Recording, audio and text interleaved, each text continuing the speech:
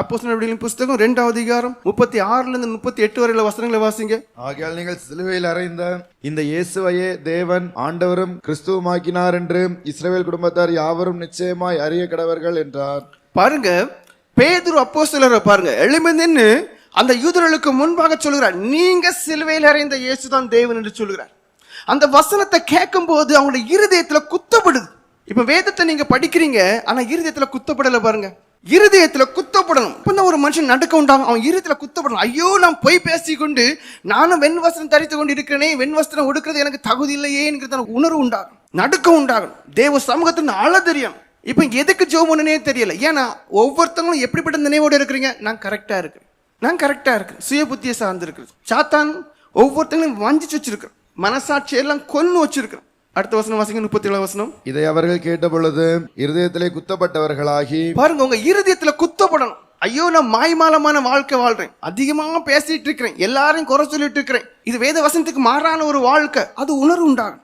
பேதுருவையும் மற்ற அப்போஸ்தலரையும் பார்த்து, சகோதரரே, நாங்கள் என்ன செய்ய வேண்டும் என்றார்கள். பேதுரு அவர்களை நோக்கி, நீங்கள் மனம் திரும்பி போதும். சுவிசேஷம் கேட்கிறாங்க, வேத வசனத்தை கேட்கிறாங்க, அதான் நடுக்கத்துக்குரியதான அர்த்தம்.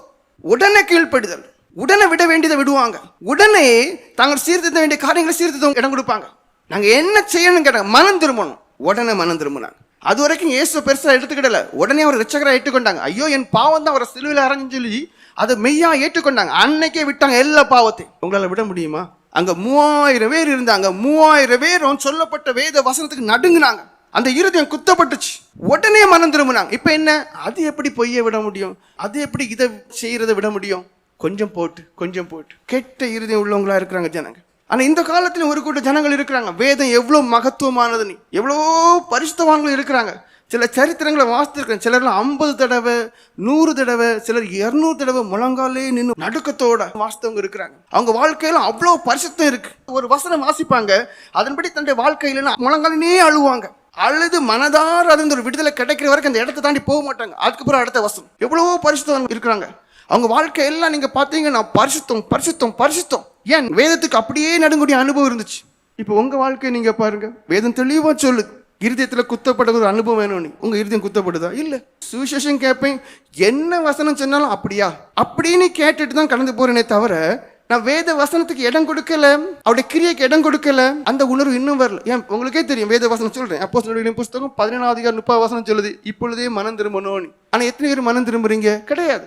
உங்களுக்குள்ள என்ன இருக்கு, நான் இன்னும் 10 வருஷம் இருப்பேன், இன்னும் 15 வருஷம் இருப்பேன், அப்ப என்ன செய்யலாம், மனம் திரும்பலாம். வாசிங்க. அறியாமையுள்ள காலங்களை தேவன் காணாதவர் போல இருந்தார், இப்பொழுதோ மனம் திரும்ப வேண்டும் என்று எங்குமுள்ள மனுஷர் எல்லாருக்கும் கட்டளை இடுகிறார். கட்டளை.